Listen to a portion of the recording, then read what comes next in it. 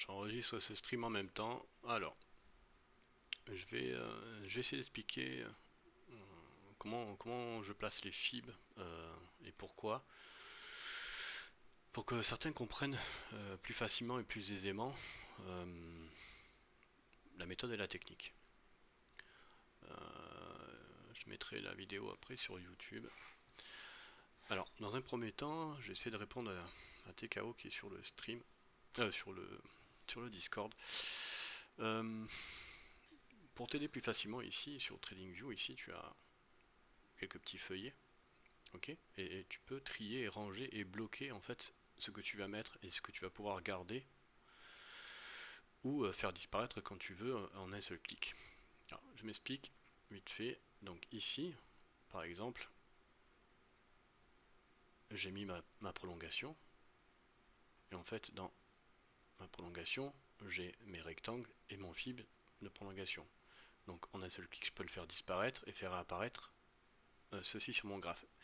Je garderai donc ces éléments, que ce soit ceci ou cela, jusqu'à la fin de ma structure où j'ai une annulation et que je repartirai dans le sens inverse.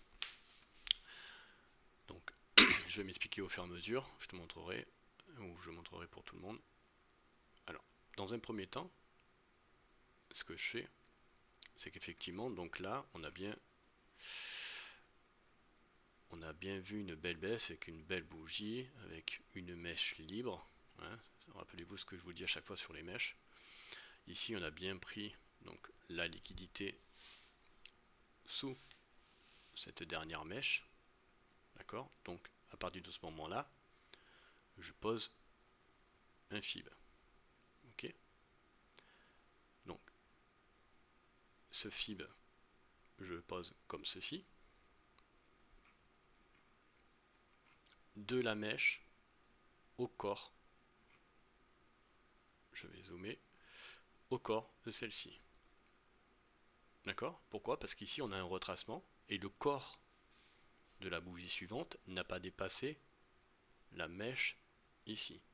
Donc mon point d'arrêt, c'est celui-ci. Donc ma zone d'entrée sera donc celle-ci pour le long. Ok. Je rappelle, on est en 4 heures. Hein. On peut faire la même chose sur du M5 ou M15 ou M30. On parle là de tempête assez long terme, on va dire. Donc vous voyez qu'ici, donc une fois qu'on a placé notre fib ici, donc nos 618, on est venu pile poil les prendre et on est parti directement à la hausse. Ok. Donc ce que l'on va chercher dans un premier temps, donc c'est notre entrée ici, et on vise le dernier plus haut du mouvement qui nous a fait l'impulsion à la baisse. Ça, c'est le premier niveau. Donc on voit bien ici que le point 0, donc on a break, on est venu retest donc ce fameux 0 que l'on a pris ici. On voit bien qu'ici on a buté sur les 1,618, ici à nouveau, ok. Donc on surveille bien tous les niveaux sur ce fib là, c'est ce fib là que l'on va garder pour la suite, ok.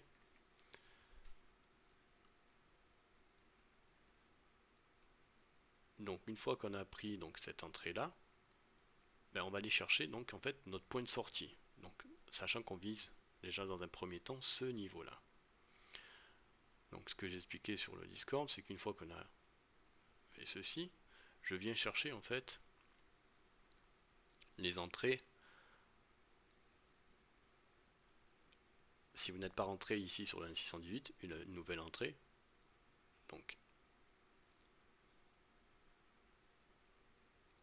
ici, notre fil.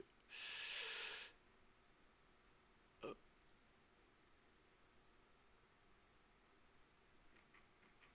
Voilà, donc on suit comment s'appelle le fil dans son retournement en le plaçant de la même façon que ce que je vous ai montré, c'est-à-dire précédemment. Ici, donc nous l'avons placé, on est venu chercher donc le corps de cette bougie là. Vous voyez ici la bougie d'impulsion, la deuxième bougie, donc le corps a bien dépassé la mèche de la bougie précédente, donc on place bien ici donc notre point 0 à cet endroit là. Et on remarque bien que les niveaux sur les 1.618 sont bien respectés. Donc chaque niveau, ici les deux 618, pareil, on voit que tout ça c'est bien tenu. Donc ce que je disais ce matin sur le Discord, c'est que donc on a pris notre entrée ici, on continue, on a placé notre fibre là, et donc les niveaux, on doit les grimper au fur et à mesure, avec un retest sur le niveau, à chaque fois que l'on va monter.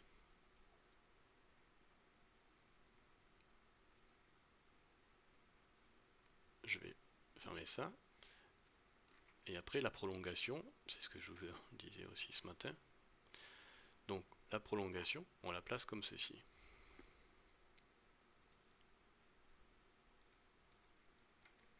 On prend donc notre mouvement impulsif, donc le bout de mèche ici. Ici, pour le placement du deuxième point, et c'est là où c'est très important de bien comprendre que pourquoi on le place ici. C'est qu'ici, donc effectivement, donc on monte, on monte, on monte, on monte. Ici, on a eu, je vais l'enlever comme ça, ce sera peut-être plus simple. On va déterminer en fait le niveau avant de placer notre fibre. Et après, salut Yippie. Donc ici, on a eu notre dernière impulsion à la hausse, et on voit bien qu'ici, sur cette bougie là, le corps de la bougie suivante ici n'est pas venu break le bout de mèche. Donc du coup notre point d'arrêt se trouve ici sur ce corps. Hop, voilà.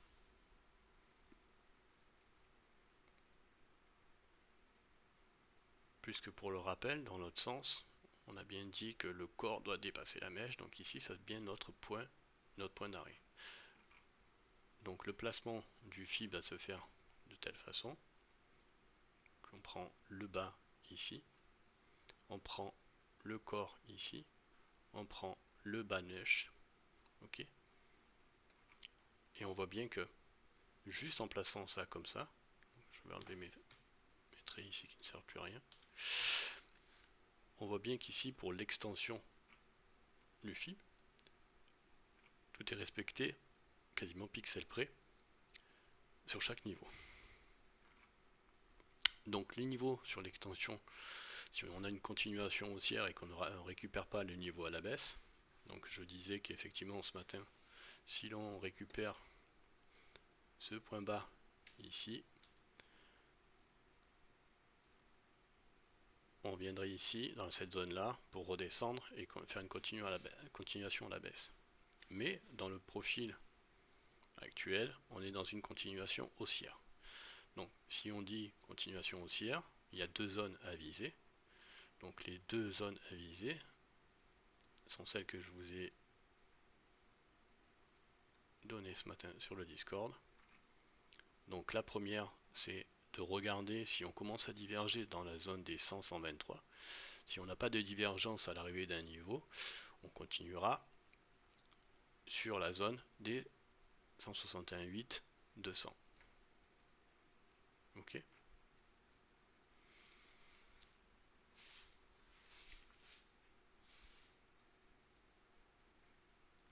L'important de bien comprendre, c'est si vous placez mal votre fib, et si vous ne comprenez pas comment vous devez le placer, vous aurez toujours des niveaux qui seront approximatifs.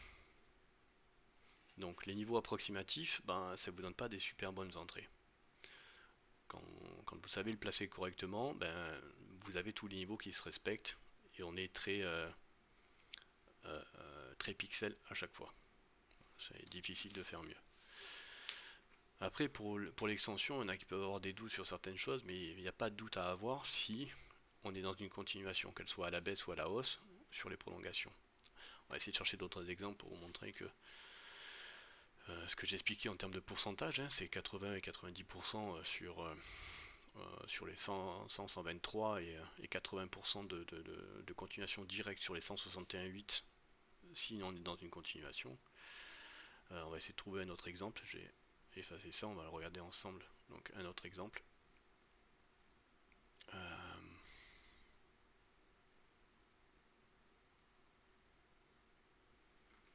oui, celle-là je vais rajouter après. Hop. On va essayer de trouver un exemple, on est en H4, donc je vais essayer de trouver un exemple vite fait sur une mèche. Ah bah voilà, très bien, ici, prise de liquidité. Je fais vite pour essayer de vous trouver un exemple. Donc ici, on a eu une belle baisse, donc avec une belle bougie. On a eu une prise de liquidité ici. Ok, très bien. Ben, on va faire exactement la même chose. Ben, on va déterminer donc notre premier fib et après on va déterminer le reste. Donc on va regarder et analyser cette mèche là. Donc on a eu cette belle mèche avec une belle, à la base, une belle mèche libre. Ok. Donc comment et où mettre notre fib ici? Ben, c'est facile. Donc là, la bougie suivante, elle est toujours baissière, donc on s'en préoccupe pas. On n'a pas trop entamé encore la mèche, donc c'est pas très gênant à ce stade-là. La deuxième bougie après l'impulsion baissière, hein, la mèche, donc c'est une bougie haussière, donc ok, donc très bien, ben, ok, bougie haussière, et la bougie suivante de la bougie haussière, le corps n'a pas dépassé la mèche. Ok, donc notre point d'arrêt va se trouver ici sur ce fil. On va le placer comme ça et comme ça. Ok, donc fib, ok, point d'arrêt, puisque le corps de celle-ci, on n'a pas eu de continuation haussière, puisqu'on n'a pas dépassé, le corps n'a pas dépassé la mèche suivante, donc on place le fib ici. Ben, qu'est-ce qu'on voit? Ben, écoutez, là pour l'instant, pixel, j'aime pas trop cette chose-là, parce que des fois, sur Binance, on peut l'avoir pris, et sur d'autres, ne pas l'avoir pris. C'est trop pixel sur les 0,618. Ici, on voit qu'on ne tient pas pour l'instant les zéros. On est revenu là, ok. Donc on voit là, cette entrée elle est mieux. Bon, pour moi c'est les 0,618 et les 0,66, c'est vraiment le point d'entrée. Et quand je place mes zones, elles sont ici, généralement. Là pour moi c'est comme si j'aurais pas été fil, et j'aurais peut-être pas pris, ou je serais pas rentré, parce que c'est vraiment trop pixel, voire même des fois au-dessus sur certains exchanges. Donc ici l'entrée était bonne. Ok, donc on voit bien effectivement qu'on a une belle continuation haussière. Donc en partant du principe où on est rentré là et qu'on n'a rien touché, donc avec nos stop loss, ah oui, rappelez-vous de la règle et elle est dans le PDF qui est sur le Discord. Donc le précédent plus bas, ici, ce sera votre stop loss. Ok. Si on dépasse cette zone là, c'est mort. Pas besoin de mettre en dessous de la mèche, ça sert à rien. Le point d'arrêt il est ici. Après j'aime pas trop le faire pixel parce que des fois on se fait, mais c'est vraiment le corps. Et si vous voyez que le corps, si on prend le corps, on a pile poil le retour de la mèche sur le corps de la bougie qui est impulsive à la baisse ici. On prend la mèche, c'est un peu plus safe. Et notre stop loss il est là, pas besoin de le mettre en bout de mèche. Et c'est toujours comme ça. Ensuite, pour placer l'extension, on en venait là. Donc, du coup, on a déterminé notre entrée. Donc, là, ici, on va placer notre extension. On va déterminer notre point. Donc, on voit bien ici, là, en regardant que le mouvement qui nous a amené ici, c'est ce mouvement à la baisse. Notre point où on va mettre le fib, on regarde notre belle bougie haussière. La deuxième, le corps dépasse bien la mèche de la bougie précédente. Donc, on place le fib ici. Donc on va aller chercher notre prolongation. Donc on prend le bas de notre bougie d'impulsion à la baisse, le corps de celle-ci, et on vient chercher la mèche ici. Ok, et on regarde.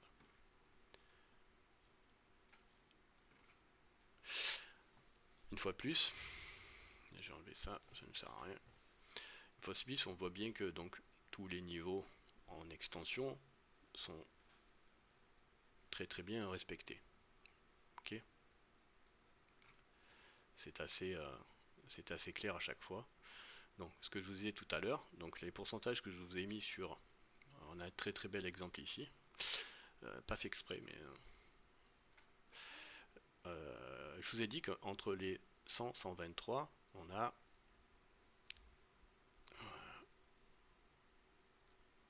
je vous l'ai mis ici ce matin sur le Discord.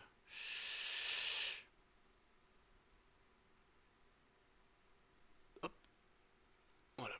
Ici, je vous ai dit que, à savoir, dans 90% des cas, on atteint les 100%, les 100, 123,6, ok, et on a un retest du niveau inférieur, et dans 80% des cas, dans une continuation au 161,8 est faite.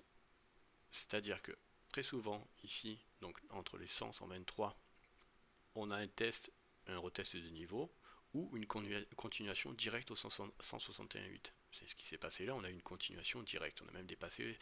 Donc les zones que je vous marque à chaque fois, elles sont toujours pareilles, ce sont des grosses zones. C'est à l'arrivée de chaque niveau, il ne faut pas prendre à la lettre, mais à l'arrivée de chaque niveau, il faut regarder si on a une divergence baissière ou haussière si on est en bas. Et les niveaux que je vous donne à chaque fois en zone, ce sont celles-ci, telles que je vous les ai données ici pour le dernier mouvement. Ok.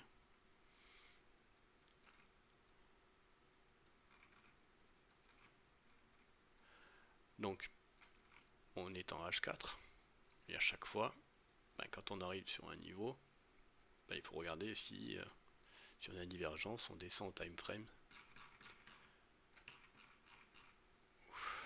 Voilà.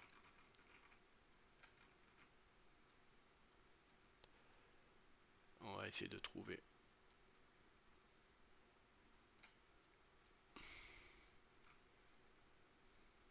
Ici, je suis en M30. Ici, on a bien une divergence qui s'est créée sur le niveau des 100%.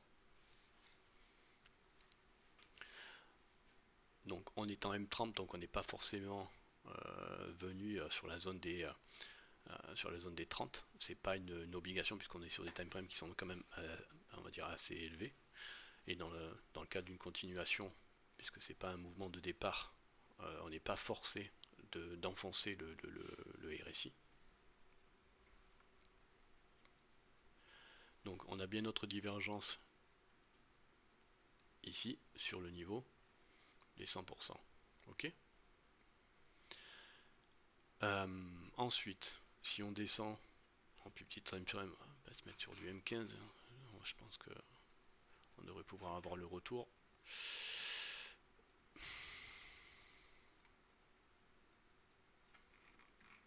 Voilà. Ok. Et ce que je vous répète à chaque fois, donc ici on a bien notre début de divergence, donc on est en M15. Je vais vous agrandir le RSI et je vais vous montrer ce que je vous explique à chaque fois sur les petits time frames pour les entrées. Ok. Je vous dis de toujours rentrer sur le troisième point de contact en petit time frame une fois que vous avez identifié vos niveaux. Ok. Donc on va revenir ici.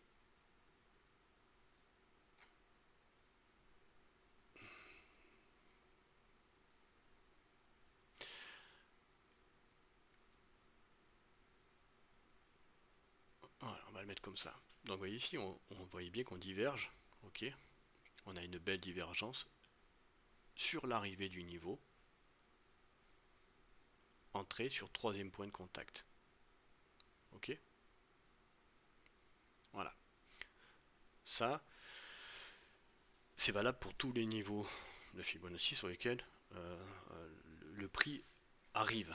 D'accord? Tant qu'on n'a pas de divergence claire, ça ne sert à rien de rentrer en position sur du long terme, on va dire. Après, vous pouvez très bien scalp, mais à ce moment-là, vous allez descendre en M5 et vous trouverez en fait d'autres divergences sûrement sur ces niveaux-là, mais il ne faudra pas aller chercher très haut. Ok? C'est quand on commence déjà à avoir en M30 une divergence qu'à ce moment-là, on va se poser la question de l'entrée. Et c'est valable pour tous les niveaux. Là, je vous ai donné l'exemple des 100% ici, hein, mais ça aurait très bien pu être ici ou sur chaque niveau d'impulsion, ben, on aurait eu la même chose si, au fur et à mesure qu'on descendait si on cherchait une divergence. Ce que j'expliquais, c'est que aussi, et vous l'avez dans le PDF, les 38.2 sont un niveau de support qui est très important. Si vous n'êtes pas rentré effectivement dans cette zone-ci, quand vous avez donc les niveaux de retracement qui sont là, quand on a passé ce niveau-là, okay, on attend un retour sur les 38.2 avant une impulsion haussière. Et donc c'est pareil, hein, donc sur le retour des 38.2, ben, il faut juste attendre une divergence sur les retours des 38.2. Hein, chose qu'on a eu ici. Vous voyez ici, le prix descend et les RSI montent. Ok. Donc la solution, hein, c'était soit vous rentriez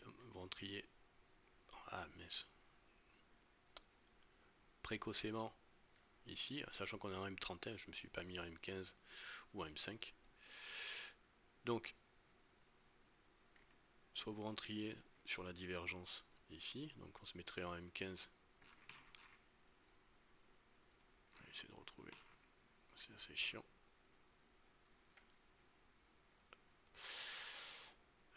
Ici.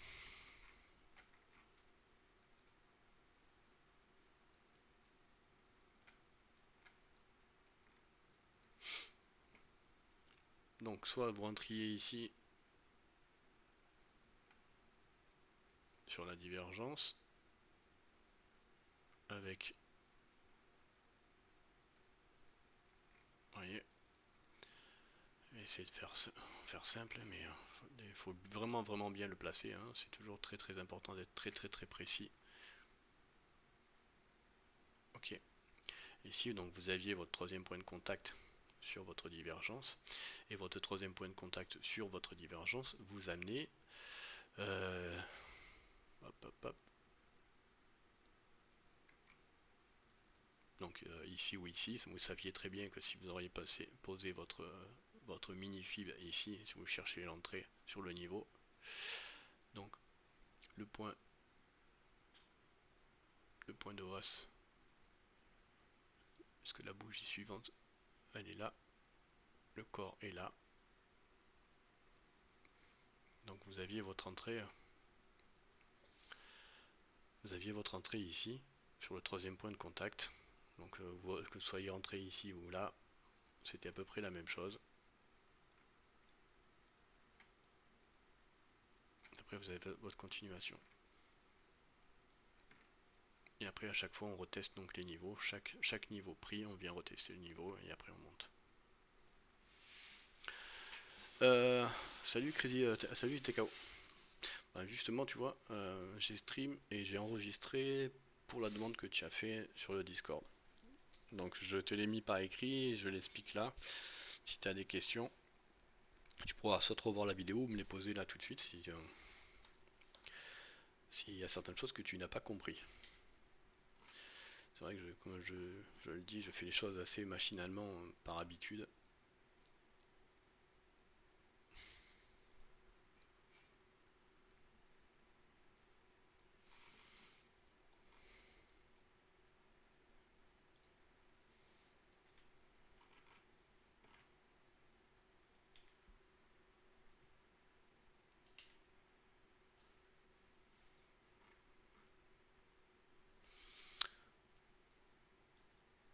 Voilà, donc du coup on en était ici pour ce matin.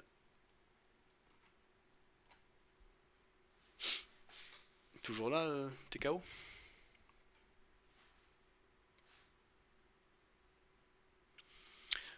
Oui, ah ben, voilà, avec la vidéo. Je vais te le... Ouais, mais t'inquiète. Ça fait un petit moment qu'il fallait que je la fasse aussi, parce que je vois que des fois, certains n'ont pas très bien compris le PDF, même si pourtant je trouve qu'il est bien fait. Mais bon, c'est pas grave. Euh, je vais reprendre vite fait. Donc, pense ici, tu vois, ici sur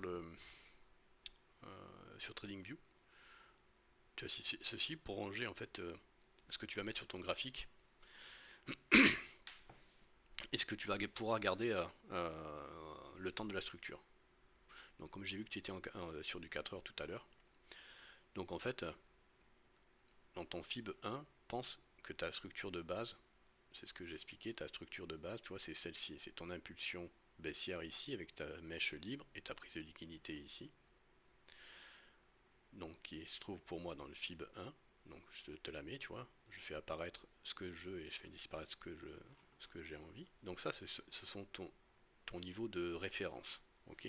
Ton entrée, elle s'est faite ici pile poil sur les 1,618. Je réexplique le placement du FIBO. Donc bas de mèche, corps, puisque le corps de la bougie suivante n'a pas dépassé la mèche de la bougie précédente. Donc du coup, on s'arrête ici. Et on place et on voit que pour l'instant c'est respecté. Donc euh, une fois que tu es rentré ici, il va falloir que tu suives l'évolution de ton mouvement, de ton nouveau mouvement. Donc pour l'évolution de ton nouveau mouvement, on va enlever ce fib et on va mettre le fib ici en bas, puisqu'on est toujours on cherche toujours une continuation haussière. Donc le fib, on va le placer de cette façon-là. Ok. Cette fois-ci, donc tu es rentré donc forcément avant ici. Ta bougie d'impulsion haussière, là ta deuxième bougie, le corps de cette deuxième bougie a dépassé la mèche de la bougie précédente, donc, mais pas celle-ci, d'accord. Donc du coup, ton fib, ton 0, tu le poses sur le corps ici. Donc une fois ça, tu ne cherches pas ton entrée sur les 0,618 puisque tu es censé être rentré ici hein, déjà, sur le bout de mèche. Donc là, ce sont tes niveaux de continuation. Donc tu vois bien qu'ici, les 1,618 ont été respectés, on a été rejeté, on est venu retest donc les 0, on est remonté, on a break ici, et on a changé de marqué structure. En venant break ce niveau. Ok. Tu vois, on est venu le retester pixel, je vais pouvoir te le prolonger quasiment. Donc là, le but c'est deux solutions. C'est on peut revenir, ce que je te disais ce matin, retester les 1,618 avant de remonter. Ok, ce qui est fort probable. Par contre, il ne faut pas break ce niveau de liquidité là.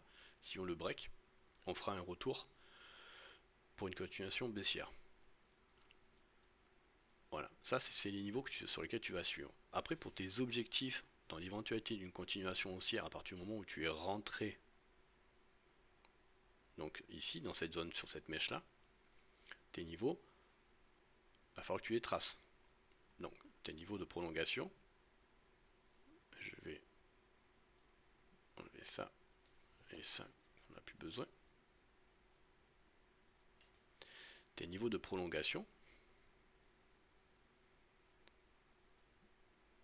ça va être ceci. Donc, tu détermines en fait ici, important c'est de déterminer où est-ce que tu vas mettre ton fib de prolongation. Ton fib de prolongation, c'est que tu vas prendre le dernier mouvement qui t'amène vers le point le plus haut avant un retour. Ok. Donc, et c'est toujours le même principe, c'est on cherche en fait la dernière bougie où le corps ne dépasse pas la mèche précédente. Donc là, on est monté, donc là, ici, cette bougie-là, on a break, enfin on est passé au-dessus de la mèche précédente, ici celle-ci on est passé au-dessus de la mèche précédente, hop, ici celle-ci non. Donc du coup, ben, ton point c'est celle-ci. Ok. Peu importe ce qui s'est passé ici, parce qu'après tu as eu un retour, on est venu avaler complètement ceci, et ici le corps n'a pas dépassé la mèche précédente. Donc c'est ici. Donc ton fibre de prolongation, que tu as les niveaux qui sont sur le Discord. Le dernier stop market, tout à fait, c'est ça. Donc tu le places en faisant ici, en prenant prolongation, et tu le places comme ça. Mèche, corps de cette bougie là, mèche en bas. Ok. Donc là je vais enlever le dernier puisqu'il sert à rien. Hop.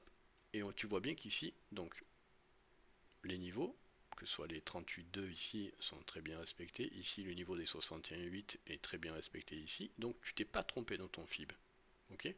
Très important de bien analyser que là où tu as déterminé le placement de ton fib, tu regardes si toutes les corrélations sur les niveaux se font correctement. Si elles ne se font pas correctement, c'est qu'il y a peut-être un problème dans le placement de ton fib. Tout simplement. Donc ensuite on détermine les niveaux, toujours comme ce que j'ai écrit ce matin. Pas besoin que je fasse, du coup je les ai ici.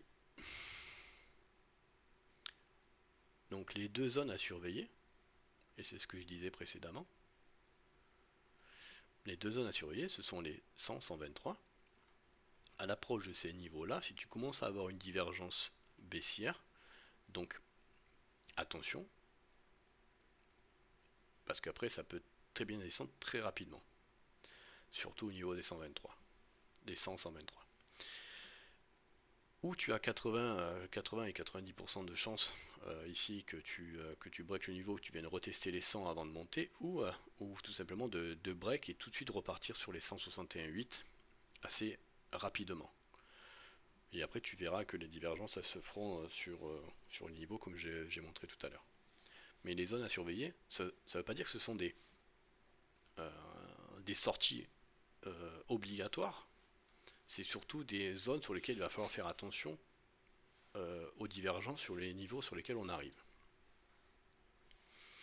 Parce que faut penser que à chaque fois qu'il se passe comme ce qui s'est passé là, par exemple ici, on a eu ce que j'ai expliqué tout à l'heure sur ce niveau-là. On a eu cette grande mèche, ok, pas de souci. Mais si on revient en 5 minutes, je vais faire un replay ici, et si je me mets en 5 minutes,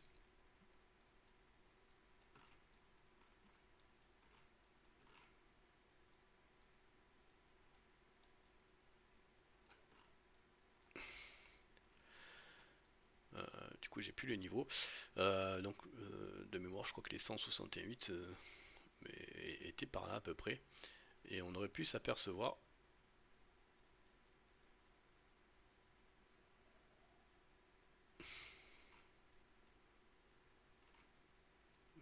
peut-être en 15, on verra peut-être un petit peu mieux.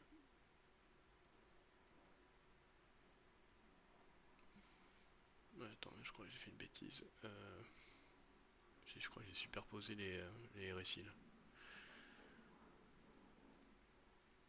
Ouais, voilà.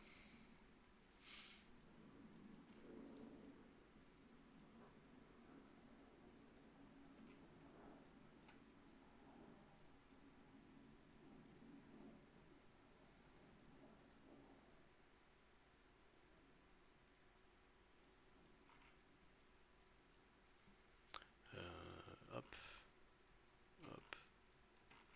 Je vais le remettre, ça sera plus simple parce que je finis par m'embrouiller moi-même. Voilà, on va le replacer le fil, ça sera plus clair.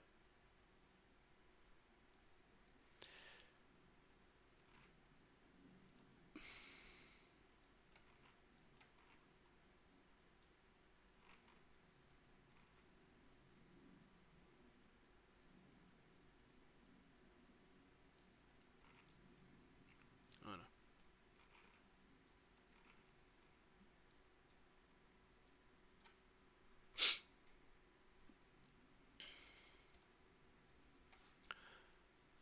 Donc, on vient au 168, on les break, donc on ne vient pas toucher les 190, on est rejeté au 161,8, comme si on inversait le fib, c'était les 61,8 ici, sauf que c'est les 161,8, c'est l'inverse en fait de ce niveau-là. Donc quand on est rejeté, ben on revient tester le niveau précédent, pas les 123, les 123 c'est autre chose, on vient tester en fait les 100% du mouvement, avant de relancer une continuation haussière, ou non. C'est un peu le même principe que si tu voulais rentrer ici au 0,618 ici, ben, tu es rejeté de la même façon avec une impulsion. Ben, là c'est pareil, tu as les 161, tu es rejeté avec une impulsion et tu repars dans l'autre sens. Et donc tu viens retester en fait ici les 100% qui correspondent ici comme pour ici quand tu traces ton fib classique qui correspondent en fait au 0. C'est un peu le même principe sur l'extension. Et donc à partir de ce niveau-là, quand tu te mets en M30, ben, tu vas commencer à chercher soit une divergence autour du niveau haussière, je crois que je l'ai montré tout à l'heure, je suis plus certain. Euh, donc au niveau des 100%, tu vois, on va essayer d'attendre. Je vais mettre pause et je vais mettre là. On va essayer de chercher une divergence sur le niveau des 100.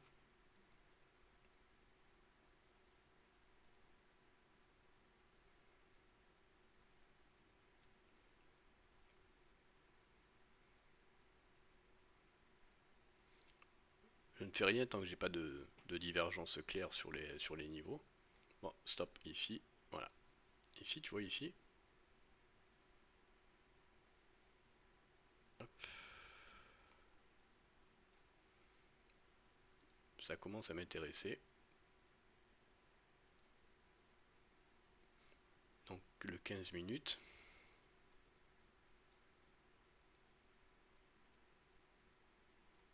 On a notre niveau des 100%. Ici, on a notre divergence. Ok. Troisième point de contact sur l'entrée. Troisième point de contact sur l'entrée des 100%. Et sur le troisième point de contact du Fibonacci. Donc là, tu as une divergence sur un niveau, le 100%, qui sont les zéros dans le sens inverse. Donc, tu rentres en longue pour une continuation. Et donc, je vais me remettre en 30 minutes. Et on va, comme ça, ce sera des bougies qui seront un peu plus grandes.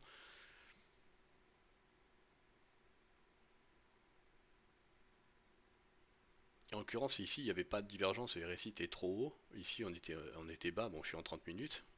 Une fois qu'il commence à venir sur la zone des 30, tu commences à t'intéresser en fait à la divergence. Et donc, du coup, ben, on a eu notre divergence, on a eu notre entrée ici sur divergence sur le niveau. Ben, qu'est-ce que l'on va chercher? À chaque fois, ce que je vous dis, c'est le dernier plus haut. Dans un premier temps, le dernier plus haut est ici. Et on voit bien que c'est la zone des 180, 180.9 qui n'ont pas été touchés par le niveau précédent aussi. Et les 200 non plus. Donc belle réaction sur les 168 à nouveau. Donc on vient au test, il faut comment dire, dans le cadre de la continuation, il faut éviter de venir rechercher en fait certains plus bas ou certains niveaux qui sont trop importants. Donc si on vient les chercher, c'est que ben, ça sent mauvais, c'est ce que je disais pour le même principe tout à l'heure.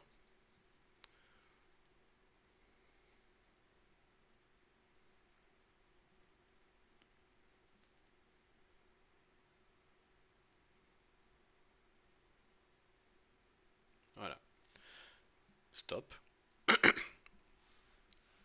Donc ici, donc on est rentré ici, on vient chercher donc notre précédent plus haut. Donc là on vient chercher notre dernier plus haut précédent, pas de souci. Et bien donc maintenant, ben, le niveau qui nous importait, on va analyser ce qui se passe sur ce niveau-là. On ressort les RSI. Et à ce moment-là, ben, on regarde si tu es rentré, soit tu laisses faire, et tant que tu n'as pas de divergence claire baissière sur le niveau, bah, tu restes en position. Parce que tu pourras, même si tu as une divergence baissière, bah, quand tu vas commencer ici à marquer en fait tes niveaux importants, c'est-à-dire que là tu as eu un plus bas. Ok, là celui-là tu le notes. J'ai dit il faut éviter de venir break celui-là, et dans le pire des cas, comme tu as eu la mèche ici, celui-ci, qui correspond au 161,8, parce que ça pourrait éventuellement commencer à sentir mauvais pour ta continuation. Donc là tu fais attention et tu laisses tourner. Hop, dans le pire des cas, si tu breaks, parce que là on a juste fait une mèche, hein, c'est le corps qui compte, hein, donc si tu breaks avec un corps, ça veut dire que tu reviens ici et tu redescends à la baisse. Donc en l'occurrence on a juste pris la liquidité, le niveau le plus important sur le premier retour, celui-ci, qui correspond au 161,8, on n'a toujours pas break, donc on reste dans sa position. Ok, touche pas, et on continue. Stop. À chaque fois, ici, quand on prend un niveau, on revient tester le niveau. Et à chaque fois, on grimpe. C'est vrai qu'après, ça peut faire peur. Mais je vous rappelle qu'à chaque fois, c'est pour ça que je vous donne une zone. On est sur du M30, mais ce sont des zones H4, ça. Donc du coup, c'est assez large en termes de zone. Principalement, c'est qu'il ne faut pas break ça. Voilà. Il ne faut pas break ça, ce niveau-là. Si tu le break et que tu clôtures en dessous de ça, quand tu reviens, tu fais ça. Et après, tu descends la baisse. C'est pour ça que ça sert à rien de vouloir sortir sur ces petites mèches là, parce que tant que tu n'as pas de break, tu pourras sortir sur le retour à un niveau qui sera toujours à peu près correct. Ça c'est important. Et donc du coup après ben, tu laisses continuer, puisque là il se passe rien de particulier, donc tu es toujours donc rentré en position ici, et tu laisses toujours faire. Voilà, donc là on a pris appui, je vais mettre pause, donc on a pris appui sur les 200. Ok, donc là on a break bien correctement, on a fait un repli, on est venu à peu près retester les 200. Ici, tu vois bien que si je reviens ici en arrière, hop,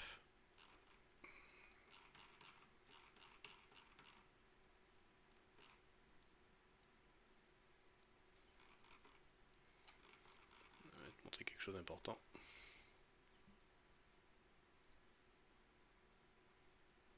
Voilà.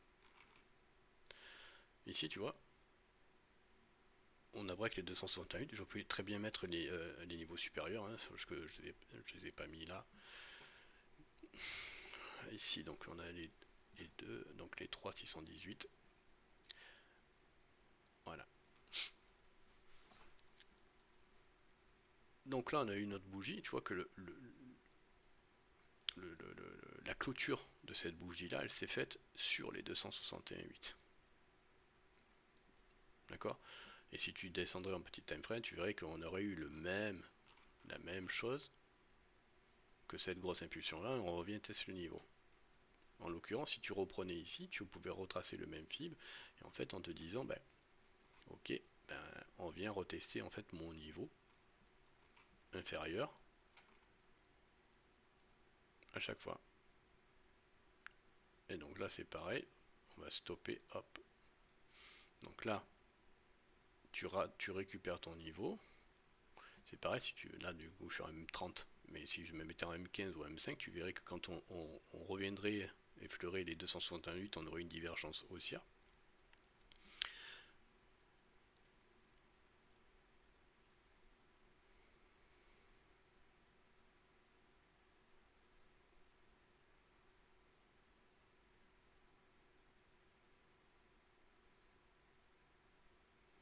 C'est toujours le même principe, sauf chaque gros niveau, ben, accumulation, distribution, ou ce que tu appelles comme tu veux. Oui, chirurgical, oui, tout à fait. Toujours si tu places correctement ton fib.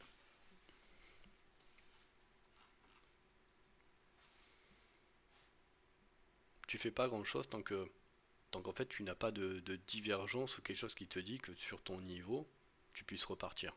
Pour l'instant, il n'y a rien qui me dit, je suis assez loin de mon niveau, on est toujours là en transversal. Si je prenais là, on est dans un range, donc j'attends une sortie ou une capture de range, hop, ça commence à m'intéresser. Ok, voilà.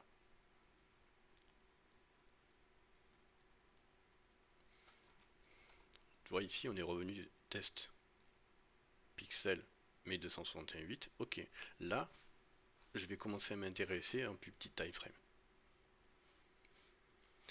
Alors donc, si je comprends bien, hier j'aurais pu entrer au 68 427 par exemple, avec ta méthode 68 427.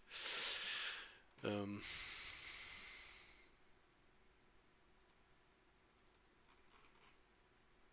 je vais me mettre sur une autre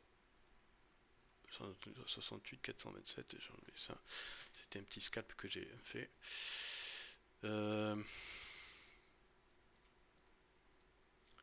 68 427 68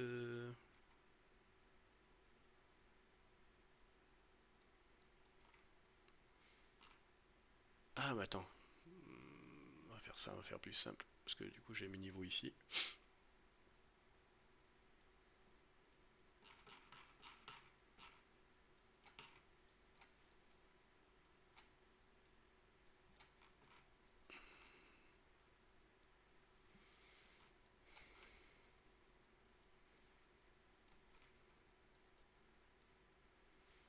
Donc là j'ai 69 360 sur la prolongation et il faudrait que je reprenne donc le niveau précédent. Hop, hop.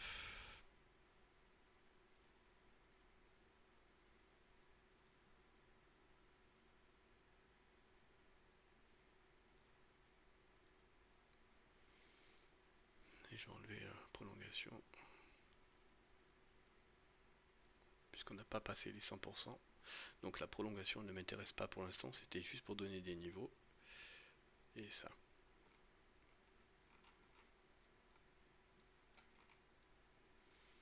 Là. Alors, hier.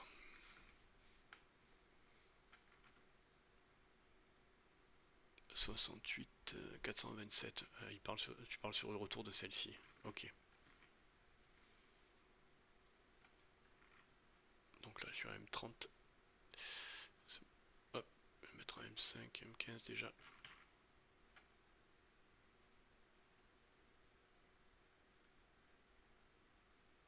Donc là, pour moi, je place ici, ici. Voilà. On n'a pas dépassé, donc ici, c'est ça. Là, le fib.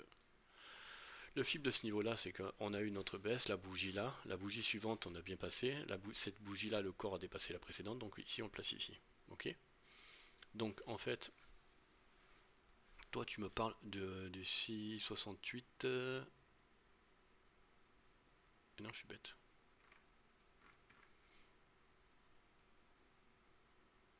C'est pas. Toi, tu voulais rentrer ici sur ce niveau-là, toi. C'est ça?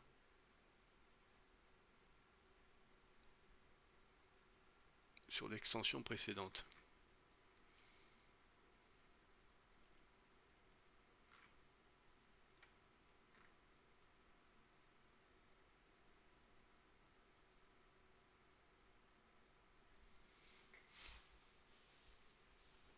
Excuse-moi, j'ai pas tout compris. Tu peux me l'envoyer sur Discord un MP, comme ça je retranscris.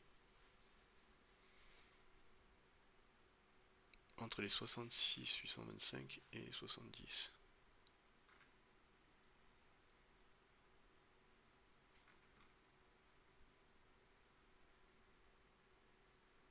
En H4.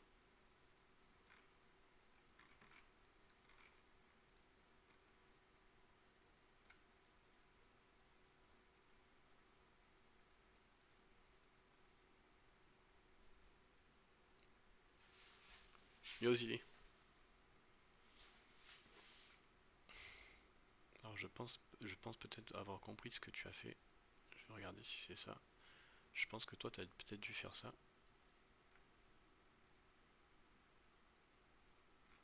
Tiens, pourquoi il veut pas le prendre?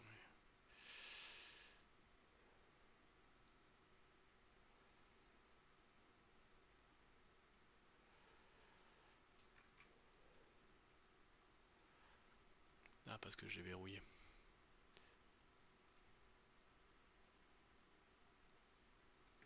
Je pense que tu as dû vouloir faire ça, je pense.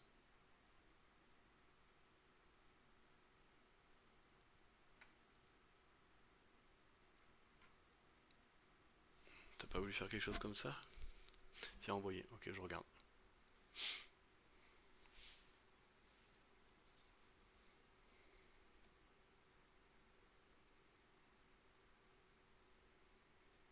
Ah oui, tu l'as placé dans l'autre sens. Ok, d'accord, oui, d'accord, ok, j'ai compris. Oui, bien sûr, j'avais posté pour les descentes short et les visées. Oui, tout à fait. Il me semble que j'avais posté sur le short.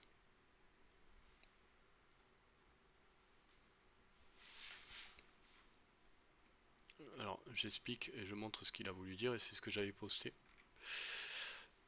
Il me semble.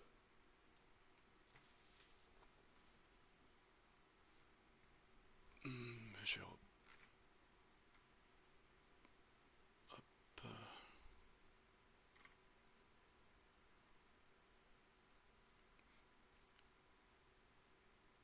La seule chose qui... Attends, je regarde un truc. Là, tu l'as mis comme ça.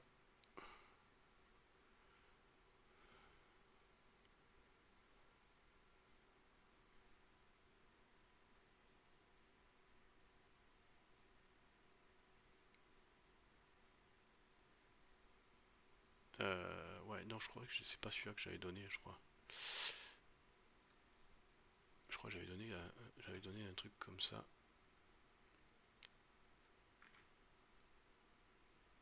En fait, c'est pas ça que j'avais donné. Parce que là, tu as placé ton 1 de là à là. Ton 0 là. Alors, je crois que tu t'es un peu mal placé. Je crois que, tu vois, tu m'as dit, si je me trompe pas, tu as fait ça et ça, toi.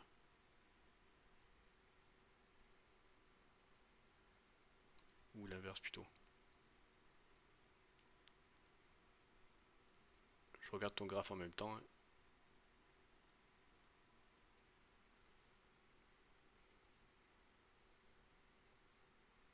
Ouais, c'est ça, tu as fait ça, tu as fait ça, tu as fait ça.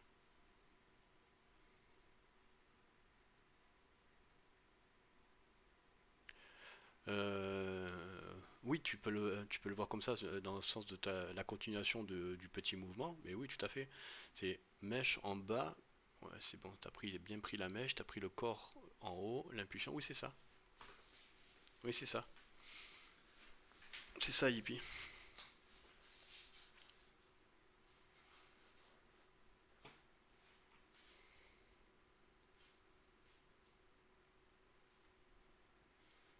C'est ça. Sauf que là, tu restes dans le mouvement à l'intérieur d'un mouvement. Donc juste attention, attention à ce que, comment dire, tu es déjà dans un mouvement, donc ça peut rester que du scalping, hein. Tant que tu n'es pas rentré, en fait, si tu n'es pas rentré ici, tu es à l'intérieur en fait de ce mouvement-là, hein.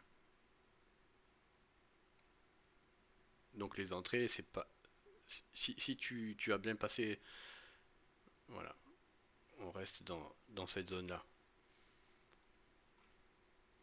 Donc ça reste de l'interne. Donc du coup, faire attention à ce que tu fais, à venir chercher ton dernier plus haut dans un premier temps, parce que ton entrée, elle n'est pas top par rapport à celle-ci. D'accord?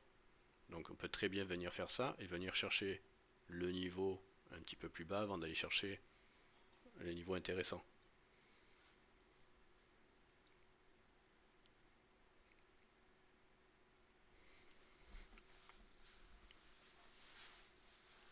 Là, dans ton cas à toi, si j'étais rentré ici, ma première sortie, du fait que pour du long terme, hein, je parle, hein, parce qu'on est en H4, ma première sortie, c'est mon dernier plus haut.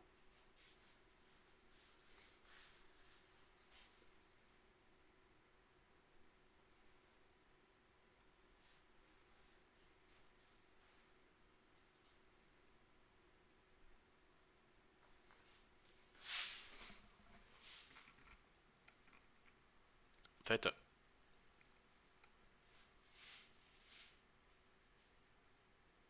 pour être un tout petit peu plus précis, en fait, si tu veux, normalement, c'était pas sur la bougie, cette bougie-là, hein, c'était sur ton retracement.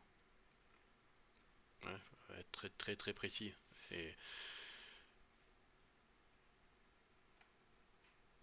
tu as des bougies haussières. Ta première bougie baissière, c'est celle-ci, d'accord? Le bas de ta bougie baissière, le plus bas, c'est ici, ok? Et après, tu viens chercher effectivement ta dernière bougie, le corps, puisque ici on a bien dépassé, donc on est bon ici. Là, tu as ton retournement, on est d'accord, et ton entrée elle est là, hein. Et tu vois, ton entrée elle est même un peu plus pixel que celle que tu avais précédemment.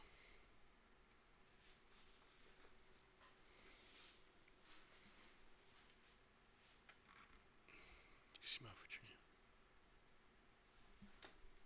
Voilà. Tu vois, la précision elle est importante puisque du coup tu aurais eu une meilleure entrée si tu places ton fib correctement. Euh, je vais juste, voilà, montrer à l'écran ce que tu nous avais envoyé. Vous voyez ici, là, donc si j'avais bien compris, donc ton 1 tu l'as posé sur la bougie d'impulsion haussière et non pas sur la bougie baissière qui se trouve ici, sur la mèche. Ok? Ça c'est important. Parce que là, ton entrée, tu vas dire, tu es un tout petit peu moins pixel. Voilà, c'est tout.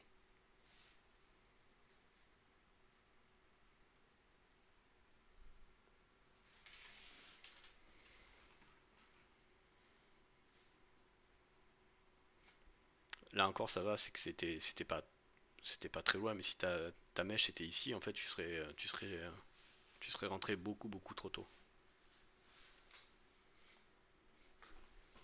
Mais oui, c'est ça. Le principe, tu l'as compris. Sur un mouvement de retracement, quand tu as une belle impulsion, tu rentres sur la rentrée, sur le retour, et sur le retour, c'est vraiment 0,618. Il faut vraiment que tu dépasses. On est sur du 4 heures, hein, je le répète quand même, hein. Hop, ta zone, ta zone c'est celle-ci, ta zone d'entrée. Mais il faut vraiment avoir break les 0,68. Tu verras que des fois, comme je l'ai montré tout à l'heure, ton point il va être légèrement avant les 0,618. Et tu verras qu'après tu vas avoir un double pont qui va revenir, qui va créer cette liquidité là, et après tu vas venir chercher et tu vas descendre jusqu'au 786. Et c'est ça qu'il faut faire attention. Mais une fois que tu as break la mèche, elle a bien traversé les 0,618, c'est bon.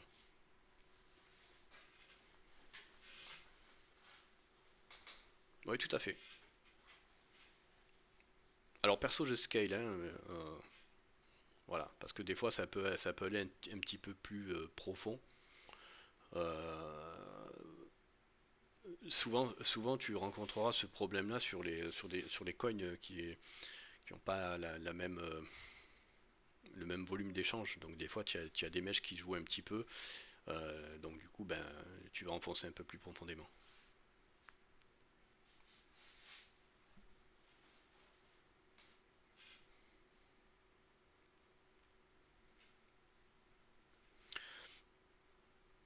De toute façon, la vidéo que j'ai fait, enfin, le stream que je suis en train de faire là, je suis en cours d'enregistrement aussi, donc je la mettrai sur YouTube, comme ça, s'il y en a qui veulent la revoir, vous pourrez la revoir à nouveau.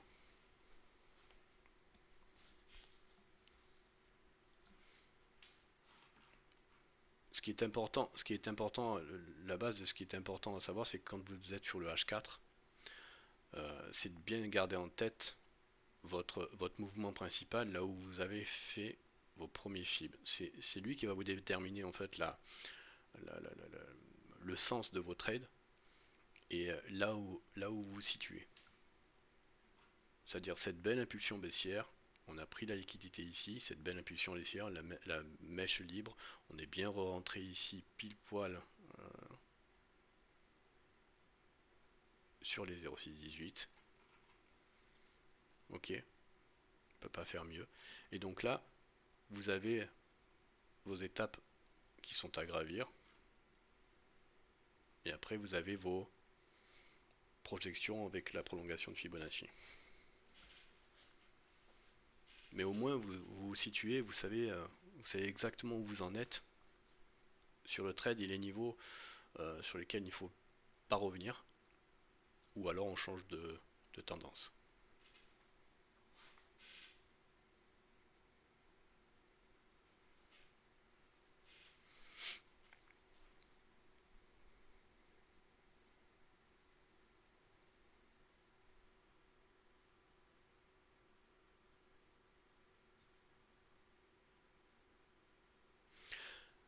Bien sûr, c'est beaucoup plus confiant. Et puis au moins, enfin, quand vous arrivez déjà à vous situer sur l'environnement dans lequel vous allez trade, ben déjà c'est plus rassurant parce que vous vous posez pas la question de vous dire ben, est-ce que ça va partir à la hausse, est-ce que ça va partir à la baisse, j'ai un niveau, je suis cadré, si je me maintiens à mes niveaux, que je fais attention aux règles, ben, je peux pas faire d'erreur.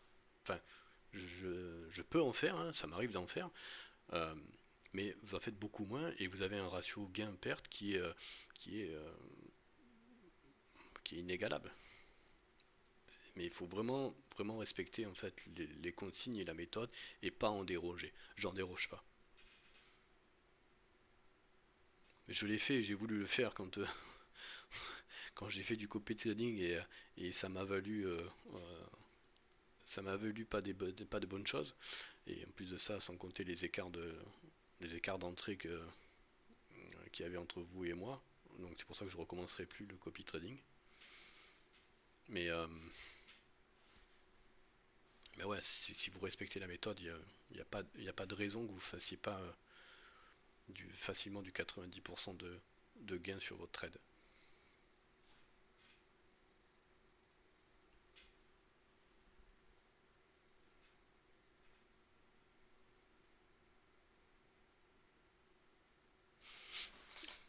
Pareil, vous voyez, ce que je vous disais tout à l'heure, c'est valable aussi euh, ici. Hein.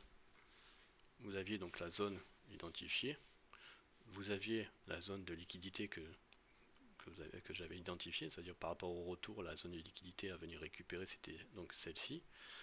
Hein. Vous la traciez, vous la preniez, et vous la tiriez là, c'était votre stop loss. Hein. Si on va là, c'est mort. Le trade est pas bon. Donc en fait, vous aviez une entrée au 0,618 et un stop loss ici et pas forcément sous la mèche. Votre liquidité elle était là, donc votre retour il est, il est obligatoirement se fait ici. Il dépasse, c'est mort. C'est que le trade est pas bon. Et donc vous avez minimisé vos pertes.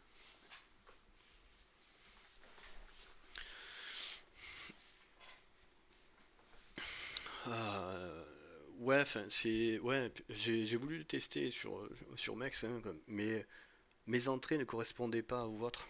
Donc c'était très compliqué. Enfin, des fois il y avait des décalages énormes, sans compter que vous, en fait, vous reversiez, je crois que c'était 10%, je crois, 10% de vos trades. Donc du coup, ça vous mettait, même avec votre entrée en décalé, vous vous mettiez déjà en négatif par rapport à moi.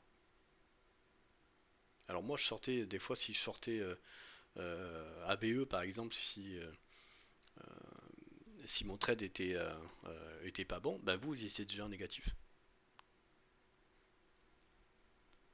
Parce que la commission plus comment ça s'appelle, le décalage d'entrée, bah, ça vous mettait dans le rouge.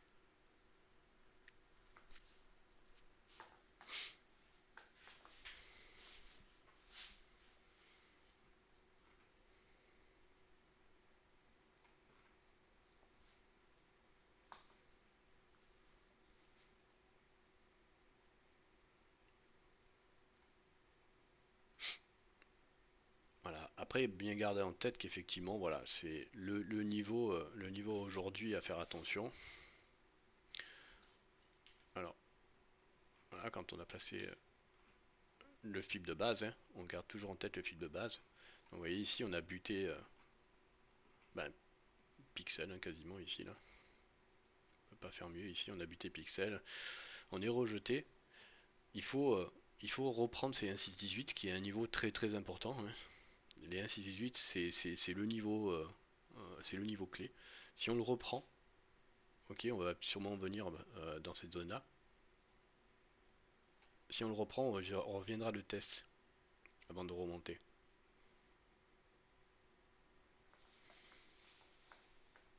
Et pour la continuation et pour les visées que je donne, c'est le niveau. C'est le niveau qui est important. Si ici on commence à diverger sur ce niveau-là et qu'on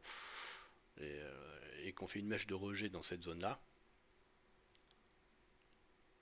et qu'on redescend en dessous et qu'on vienne test par en dessous les 1.6.18, ben là après c'est mort. Je pense qu'on va aller chercher plus bas. Mais tant qu'on est là, ben les zones à viser c'est celle-ci.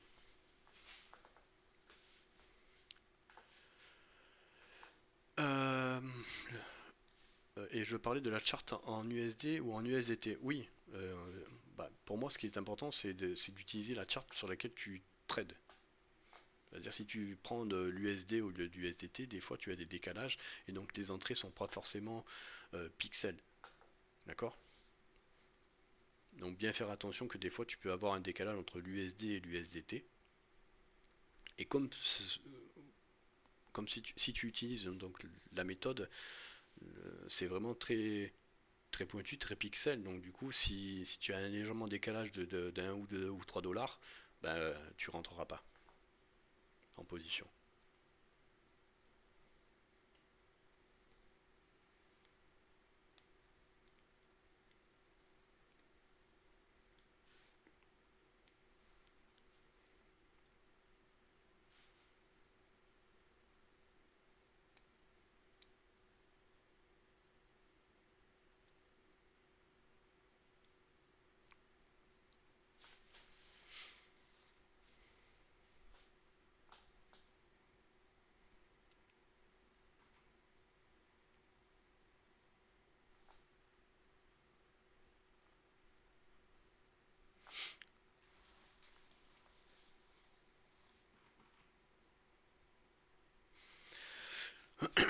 Après, profitez-en, hein, s'il y a des questions ou si vous n'avez pas compris certaines choses par rapport au PDF qui est sur le Discord ou sur ce que je vous explique, n'hésitez pas, hein, pourquoi je le place là et pas ailleurs, et profitez-en que je suis là pour que je puisse vous répondre.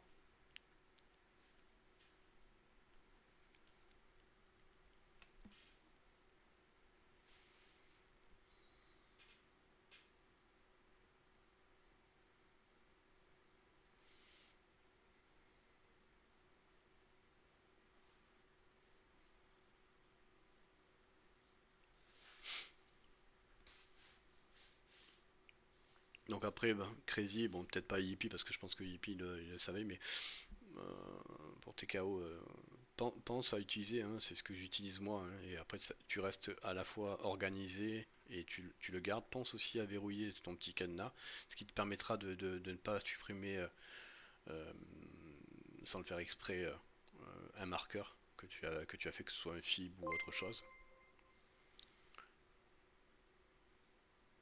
Hum,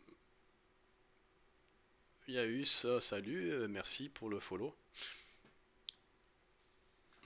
Oui, tu vois, ouais, c'est ça, c'est très important parce qu'au moins tu es organisé et tu, tu sais où tu en es et tu n'as pas besoin de retracer tous les jours à chaque fois ce que tu as fait la veille ou avoir supprimé. Tu peux les faire disparaître comme tu veux et donc ça c'est génial. Et au moins c'est une organisation sur laquelle tu vas gagner énormément de temps sur tous tes coins. Quand tu vas les faire une bonne fois pour toutes en H4, bah, tu vas les garder un petit moment tant on n'est pas sorti de ta structure. Bah, prends-les, tu verras.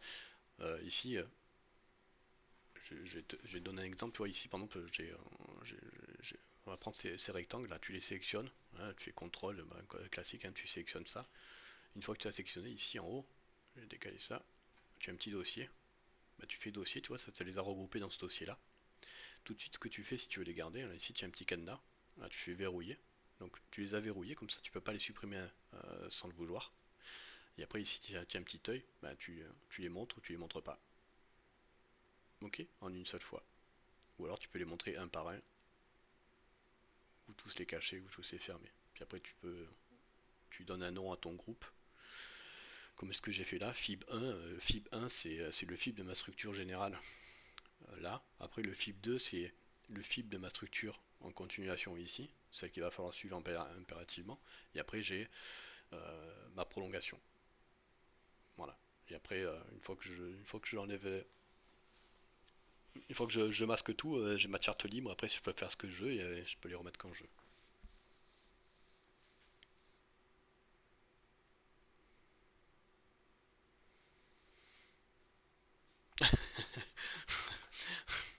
Ouais, enfin, je pourrais pas trop t'aider sur le cipher parce que il est vraiment, il maîtrise l'outil que je ne maîtrise pas moi personnellement. Personnellement, je sais pas si t'étais tout à l'heure, mais j'ai parlé du RSI à chaque fois sur les niveaux, hein. Donc après, il faut descendre en time frame. Et troisième point de contact, dès que tu commences à avoir une divergence sur un niveau ou que tu viens sur un niveau, comme ce que j'ai montré tout à l'heure, ben à ce moment-là, tu fais apparaître ton RSI et tu attends ton troisième point de contact et tu rentres au troisième point de contact au break ou une mèche sur un des niveaux. Ouais, les niveaux clés, hein. 32, 618, 0, 1, 618 et les extensions qui vont avec.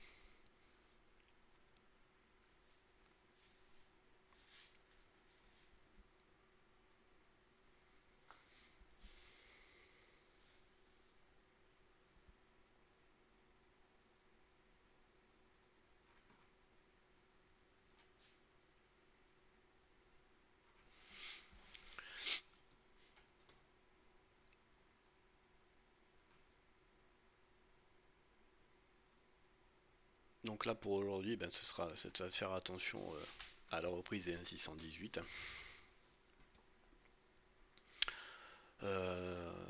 Ensuite j'avais montré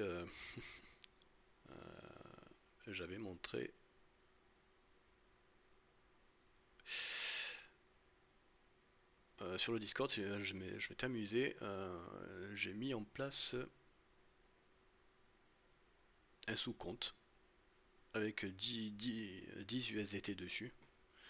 J'ai fait 3 trades. 3 trades. Et je vais me remettre dessus. Hop, comme ça je vous les partage.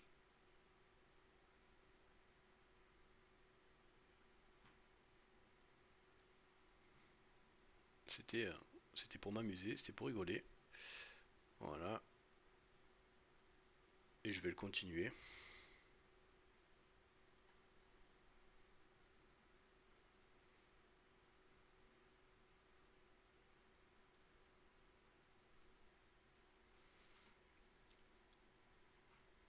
Je sais pas si vous voyez bien là.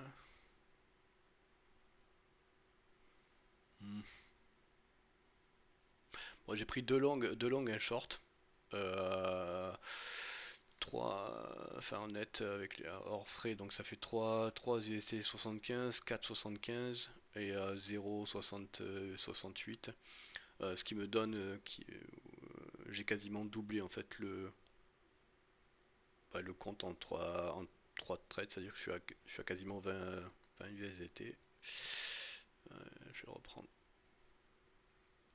vais reprendre ça, le PNL.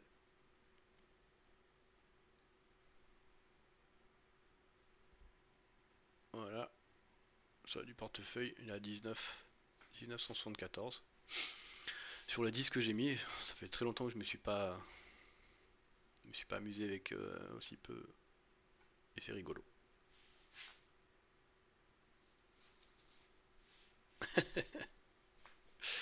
Bah écoute,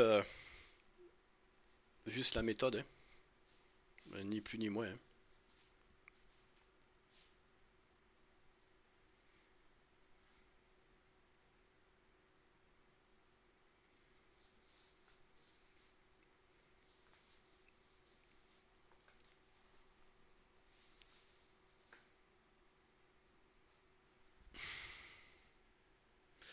Et je vais m'amuser autant que possible avec ce petit compte à le faire grossir. Je vous mettrai les résultats au fur et à mesure.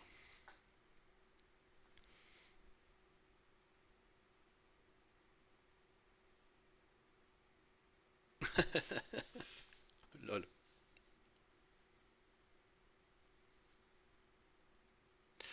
Alors le PDF, ouais, il est assez complet. Il y a juste quelques petites mises à jour où après relecture l'autre jour quand tu en avais parlé, j'ai vu qu'Amine avait omis certaines choses ou des fois peut-être mal dit, mais le principal dit, ouais.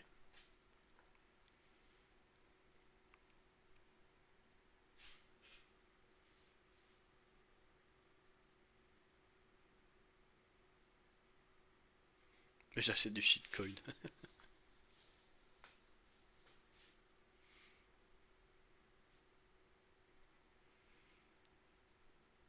Non, non, c'était que des trades sur le BTC.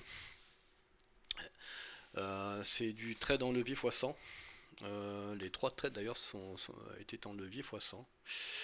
Euh, je vais vérifier parce que je vous dise pas de bêtises. Mais il me semble que c'était en levier x100. Ouais, c'est ça. Les trois trades en levier x100. Les deux longues en x100 et le short en x100 aussi.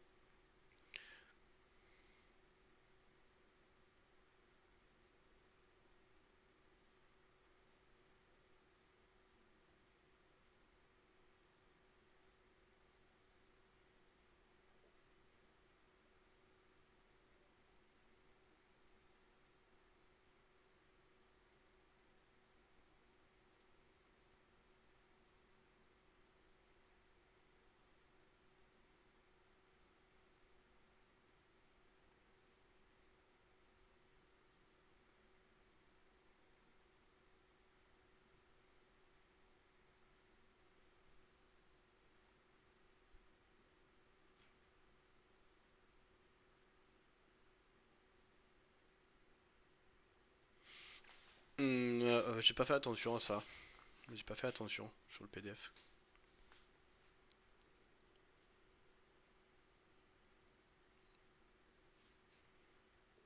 Non, c'était surtout en fait au niveau des placements du FIB. En fait, c'est pas très grave si vous prenez en fait alors à un moment il dit ça. Vous voyez, au lieu de prendre le corps, là, il marque prendre de la mèche et il se met sur la mèche. Et en fait, en se mettant sur la mèche, bah, tout simplement, c'est pas mauvais en soi, sauf que vous rentrez plus tôt que ce que moi je rentre, d'accord? Donc, disons que moi, j'ai une meilleure entrée que si vous le placiez en fait sur le bout de mèche. Voilà. La seule différence à un moment, c'était ça, dans son explication.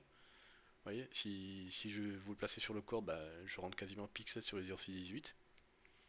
Et selon la mèche que vous avez, bah, là, les 0,618 sont à 6129. Alors que là, ils sont à 6000, à 60 882. Voilà, il y a quasiment 100 balles d'écart.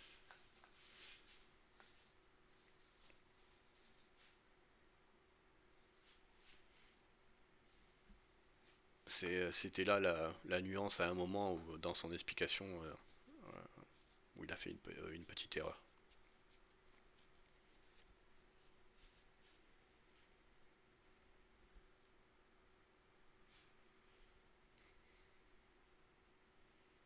Après, les autres choses, je pense que c'est plus des tournures de phrases où je me suis dit ça peut être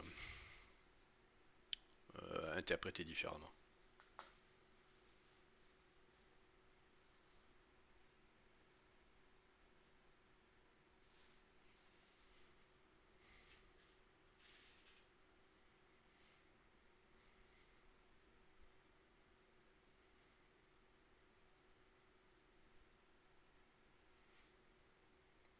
Bon, c'est cool alors, hein, je vois qu'il n'y a pas beaucoup de questions, donc c'est bien, c'est que doit y avoir beaucoup de gros traders.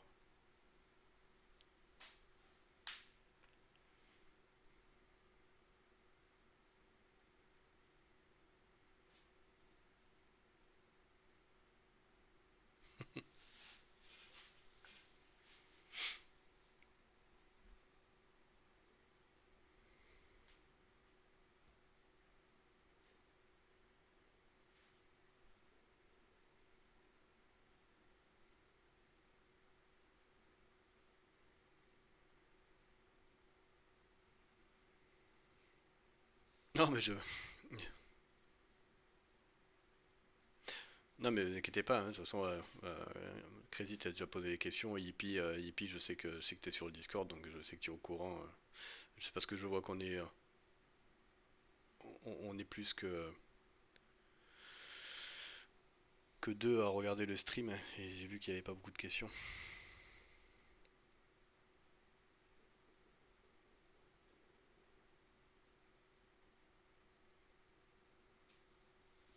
T'inquiète, pas de soucis, Yippie.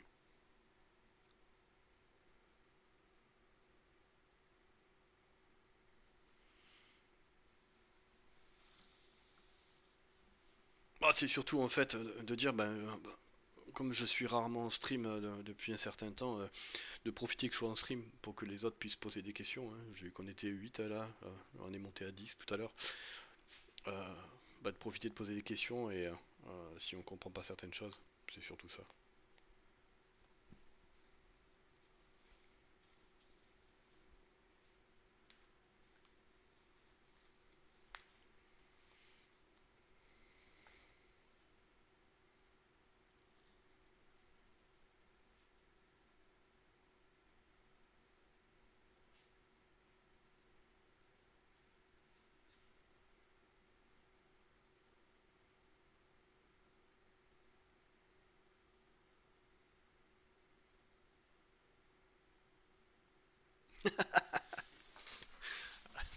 Ah, comment tu le sais, Yippie?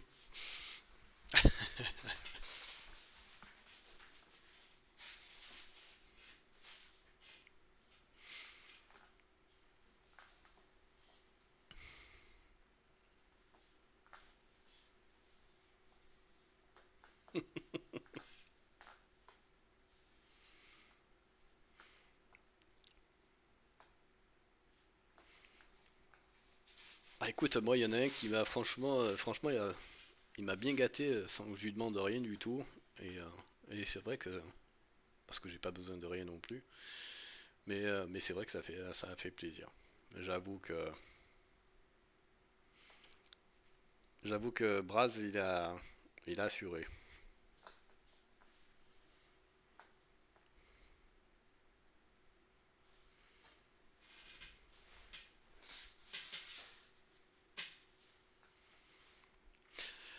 Non, non, c'était pas une bouteille de rhum, c'était une bouteille une bouteille, enfin deux même, c'était une bouteille de whisky et une bouteille de bourbon. Et, et en fait, bah, il a suivi bah, ce que je lui ai dit, bah, il a pris pas mal d'argent et pour me remercier, il m'a envoyé un bon cadeau de la maison du whisky pour me remercier alors que je lui avais rien demandé.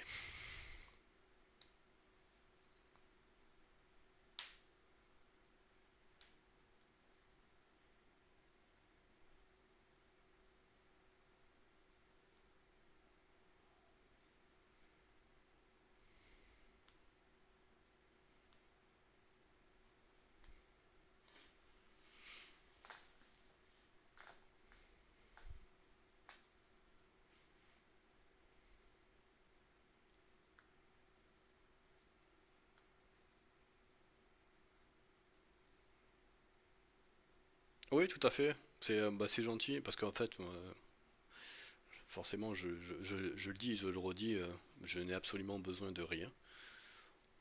Je n'ai pas besoin de faire payer quoi que ce soit ou qu'on me donne quoi que ce soit parce que j'en ai absolument pas besoin. Et, mais c'était surtout le geste et le mot qui allait avec qui m'ont beaucoup touché en fait, c'est tout simplement.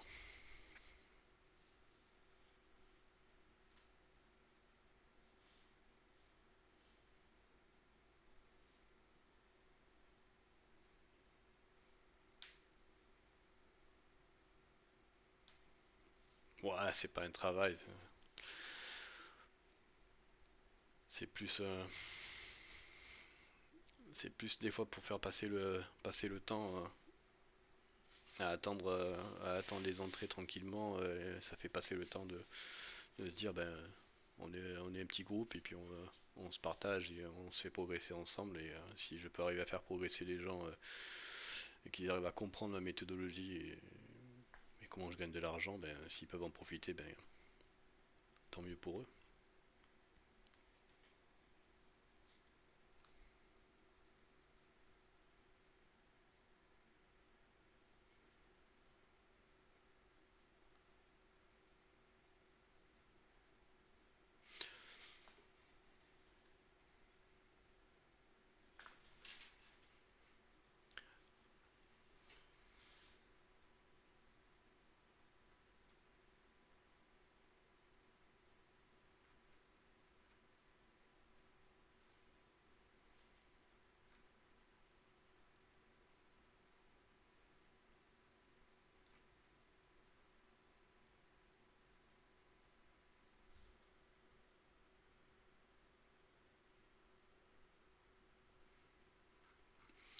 Alors, des nouvelles du transfert d'éclairage. Bon, ça n'a rien à voir avec le trading, mais ouais. Euh, j'ai j'ai des LED sur les hauts de marche de mes escaliers, enfin sur les marches de mes escaliers, et en fait, elles se sont éteintes et elles ne fonctionnent plus. Et j'essaie de trouver désespérément le transfo dans la cloison, que je n'arrive pas à trouver. Voilà pour la petite info. Et non, pas dans les combles, comme avait dit Braz. J'ai été jeter un œil, donc ça doit être quelque part derrière, mais je ne l'ai toujours pas trouvé. Et j'ai un ami qui va me donner un appareil. Il est électricien là, il va me donner un appareil et on arrive à retrouver en fait euh, les, les câbles électriques qui passent derrière une cloison. Donc on arrive à cibler. Donc il m'a dit de rechercher, de suivre le câble qui amène l'électricité jusqu'au transfo, puisqu'il y aura du jus, et à sortie transfo on n'aura plus de jus, donc du coup ça devrait se couper. Donc on pourrait cibler où se trouve le transfo grâce à ça, après l'interrupteur. Voilà pour les dernières nouvelles.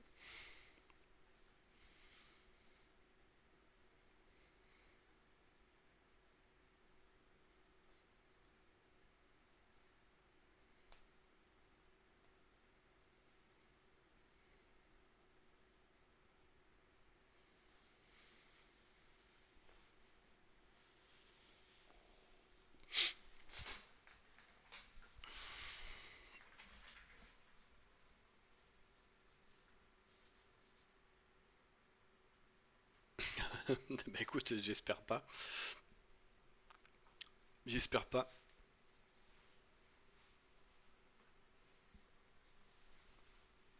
J'espère pas, ouais. Parce que si s'il faut que je pète un bout de cloison, ça me ferait bien chier.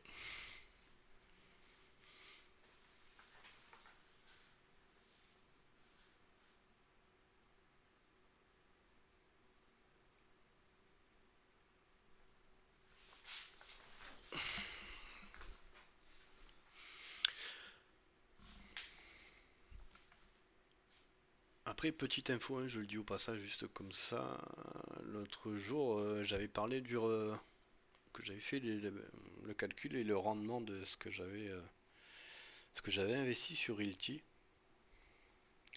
Realty, pour ceux qui ne savent pas, c'est de l'investissement immobilier aux États-Unis, euh, sur lequel pouvez le faire via des tokens, enfin de la crypto. Vous pouvez acheter en fait une action, grosso modo, ils montent une société pour acheter un bien immobilier. Et en fait, c'est cette société, vous rachetez une part en fait de la société qui détient le bien immobilier. Et, euh, et j'ai investi un peu plus de 13K ou 14K là, actuellement. Et mon rapport sur l'année dernière, puisque les taxes sont prises automatiquement aux États-Unis, donc après le reste c'est que de l'impôt déclaratif sur le revenu.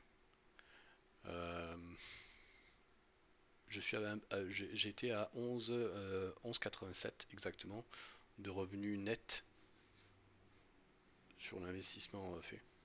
Donc c'était plutôt pas mal. J'ai plutôt un bon retour sur 13 mois exactement.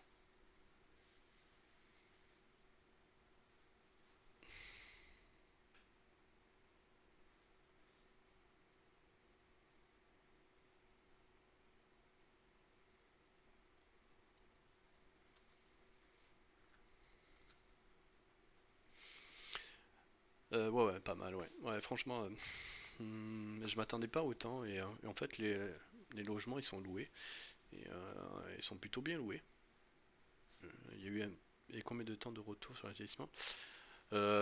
Tout dépend des projets. C'est en fait quand tu vas sur Realty, quand tu te mets sur un projet, il te donne la date des premiers retours sur investissement. Des fois, c'est dans un mois ou 2 mois, 2 mois après l'investissement que tu commences à toucher en fait on va dire des dividendes, grosso modo sur ce que tu as investi. Et le jeton c'est 50, à peu près 50 USDT, un truc comme ça.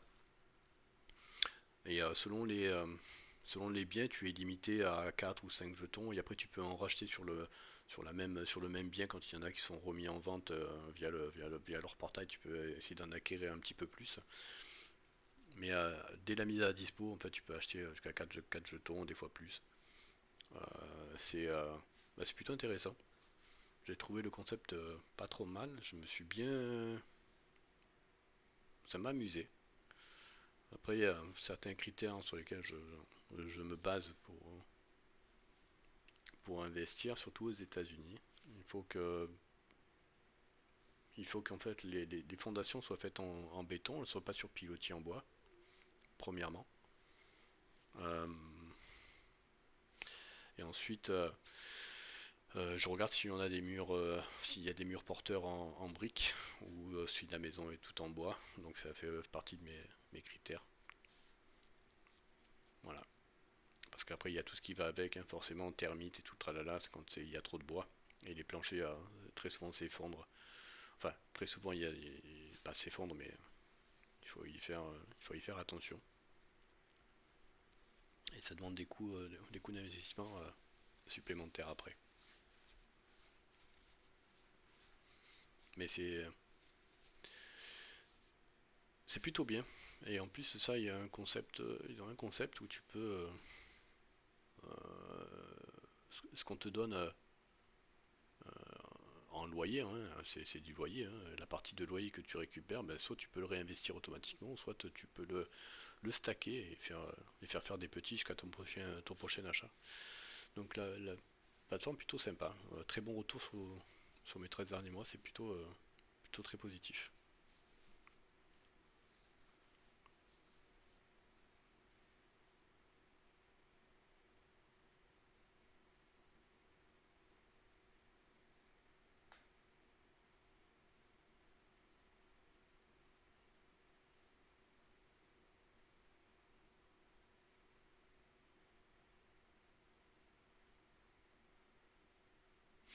Ouais, ouais, c'est regarde tu peux regarder le projet, ils ont leur site internet, c'est realty.io je crois. Je suis plus sûr, attends, j'essaie de me remettre dessus, je vais te montrer.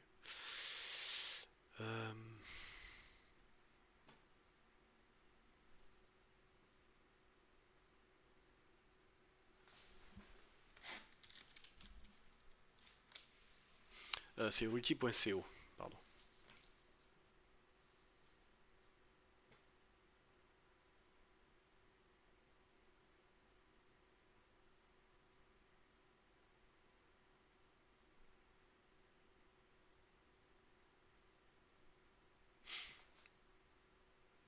Ouais, je vais te montrer le portail.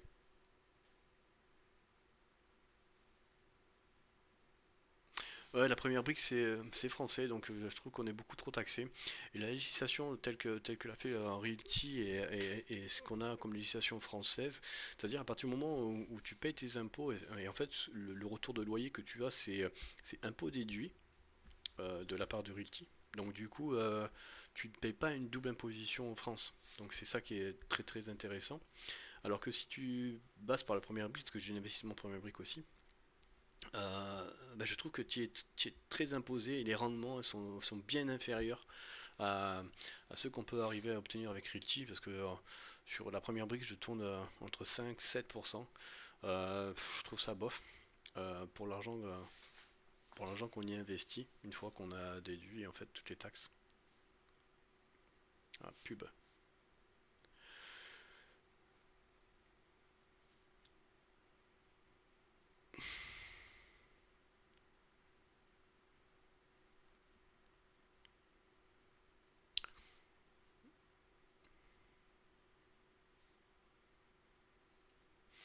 Tu me dis quand tu es revenu.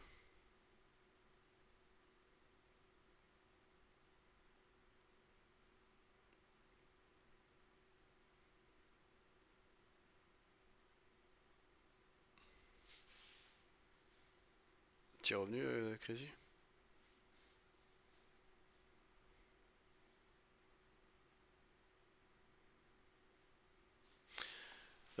Absolument pas. En fait, bah, il y a deux solutions. Comme tu reçois de la crypto, bah, si tu le reprends pas en fiat, ben, tu déclares bah, comme si comme si t'as rien perçu. Mais en fait, si tu récupères, en fait, ça sera en termes de revenus. Voilà. Alors que la première brique, tu as à la fois les impositions que tu as sur les biens, plus après ta nouvelle imposition, et à la finalité, avec la première brique, tu as un rendement, enfin moi je tourne entre 5 et 7%, et c'est pas terrible pour la somme investie. Et alors que sur Ulti, je tourne à du 11,87 de mémoire, et franchement c'est plus intéressant.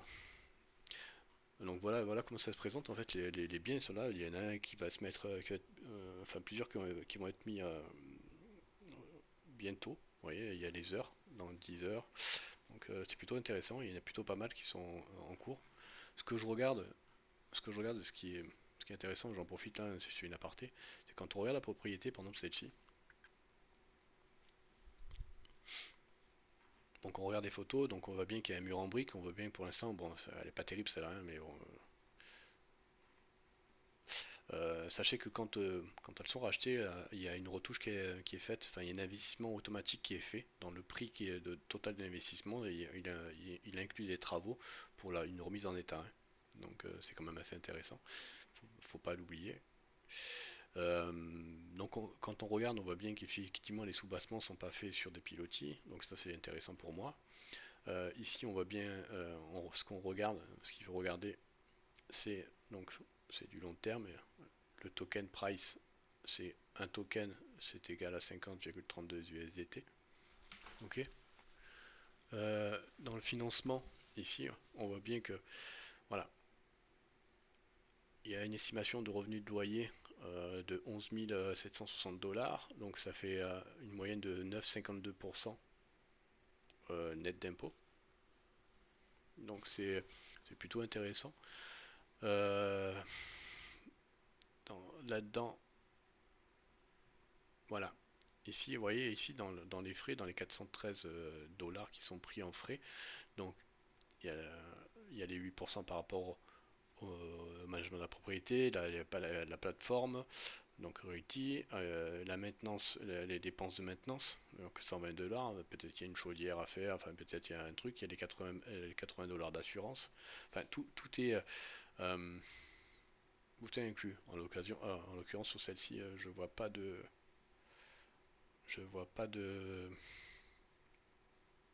d'investissement de réflexion en fait, en tout cas au départ. C'est écrit sinon ici. Ils estiment de 980 dollars le loyer de la maison. Donc après à vous de voir si vous estimez que c'est plutôt rentable ou pas. Euh, Dans les détails, voilà, c'est ce qui est intéressant à regarder. Voilà, fondation ici en maçonnerie, ok. L'extérieur en briques, voilà. Donc la toiture en asphalte, ok. Donc voilà, ça fait partie des critères sur lesquels je regarde pour investir. Ne sont pas toutes comme ça. Après ici vous avez le plan où elle se situe exactement avec Maps. Donc c'est très intéressant. On peut naviguer et voir un petit peu l'état du quartier dans lequel se trouve la maison. Si c'est par exemple si c'est que celle-ci qui vous semble un petit peu mal rangée, ça peut être pas forcément que les gens qui sont là dans le quartier, hein, ou si tout le quartier se trouve comme ça, ben c'est peut-être un petit peu moyen. Donc des fois quand c'est vraiment pas cher j'investis. Comme là en l'occurrence 71 000 dollars pour la maison, personnellement, ça me gêne pas de mettre jusqu'à 100, jusqu'à 2 tokens dedans sans problème.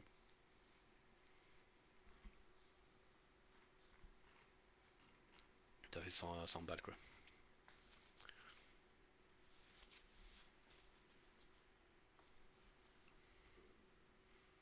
quartier des gangs, ouais, enfin, peut-être, hein, mais après il faut regarder, hein. Je regarde sur Maps, généralement je navigue avec le bonhomme dans la rue, je regarde un petit peu l'état du quartier, hein. Après vous avez d'autres maisons comme celle-ci, hein.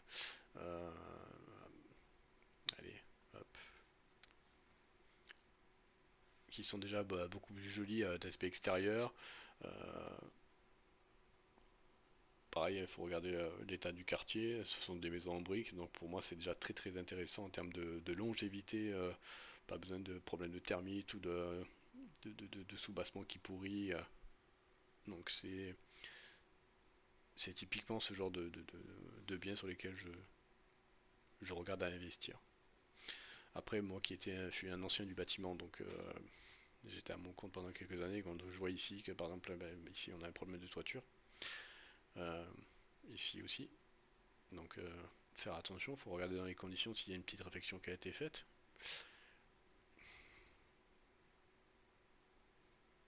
qui est prévue en tout cas. Ici, si je regarde la photo, j'aimerais bien zoomer, mais je vois qu'ici, si c'est du zinc, ça me gêne pas trop. Si c'était du zinc peint, ça me gêne pas trop, mais je voudrais voir un petit peu plus ce qu'il y a dessus. Si c'est que la peinture qui s'enlève, c'est pas gênant, parce que ça pourrait être sur sa fuite après. Mais voilà.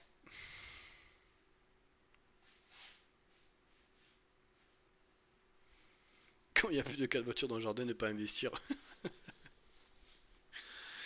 Ouais. Mais ça veut pas dire que tu reprends les locataires, hein. Ça peut être tout simplement les propriétaires qui ont vendu la maison et, euh, et en fait ces gens-là partiront.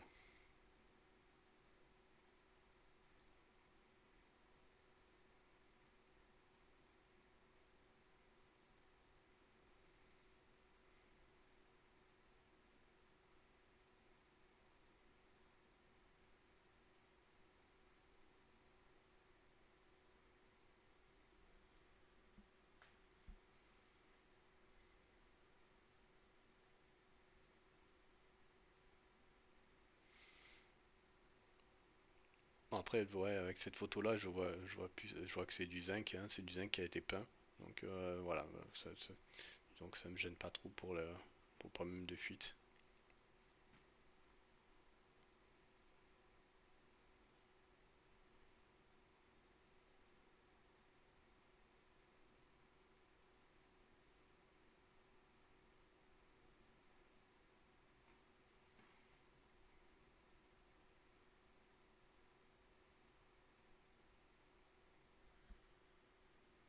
Ça fait peur quand même.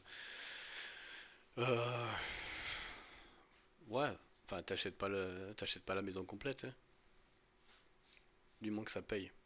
C'est pas gênant, hein. Puis après, pour mettre dehors les gens, c'est beaucoup plus simple là-bas que chez nous, hein. Après ça, là, ce que vous voyez là, hein, enfin ça c'est dans beaucoup de maisons en fait aux États-Unis, Canada, Québec, Nord.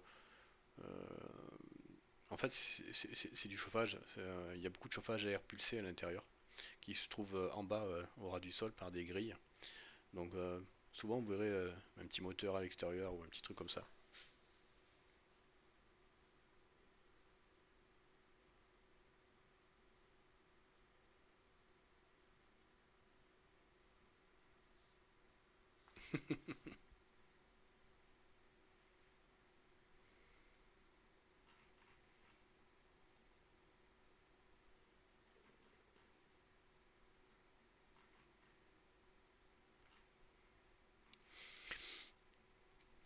Après, il faut regarder, hein, parce que des fois, j'ai pas regardé là récemment, mais des fois, ils achètent plein de maisons dans un même quartier. Et après, le fait d'investir dans le même quartier, ils font de la réflexion, ben, ils peuvent sélectionner les locataires et arriver à changer un petit peu de population dans un quartier. Celle-là, ça fait un petit peu longtemps, hein, bah, surtout au Panama. J'ai pas regardé, mais c'est bizarre que ça. En même temps, le prix il est pas si élevé que ça, mais par rapport à d'autres biens. Sol en full moquette.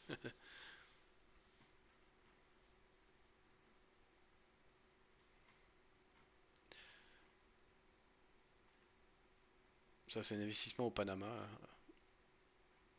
mais je suis pas, enfin j'ai pas eu l'impression qu'il y avait beaucoup de fans pour celle-ci. Ça fait un petit moment qu'elle est dessus, qu'elle est, qu'elle est mise,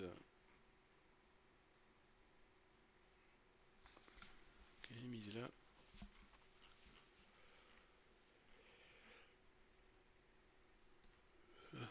Celle-ci j'ai investi, celle-ci aussi.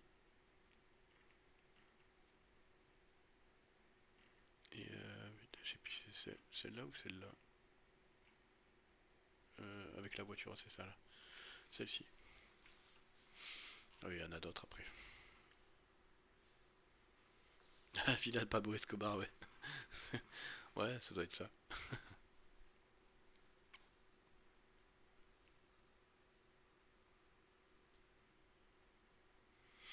Bon, allez, je vais couper le stream. Je mettrai la vidéo sur YouTube pour ceux qui veulent la revoir. J'ai deux trois petites courses à aller faire. De toute façon, ce sera tranquille là pour l'instant.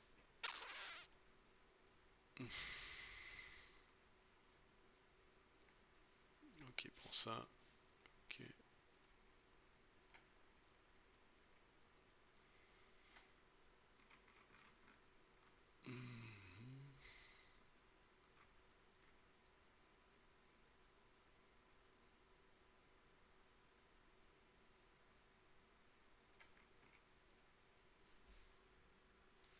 Oh, 95 Mike, comment tu vas? Ouais, ça faisait longtemps, oui, effectivement. Euh, j'avais arrêté un petit peu de stream, mais j'étais toujours présent sur le Discord, hein. Si tu veux venir, tu es le bienvenu.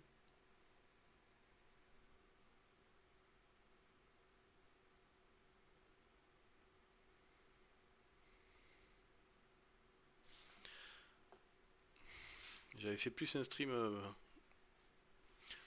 pour expliquer un petit peu la méthode, et au moins j'ai essayé de la mettre sur YouTube aussi. Voilà pourquoi j'ai fait ce petit stream.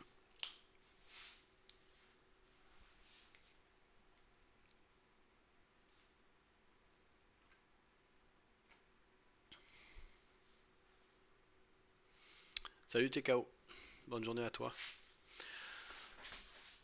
Ah, du coup tu arrives à la fin, 95 mics, parce qu'il va falloir que j'y aille aussi. J'ai deux trois petites courses à faire avant midi.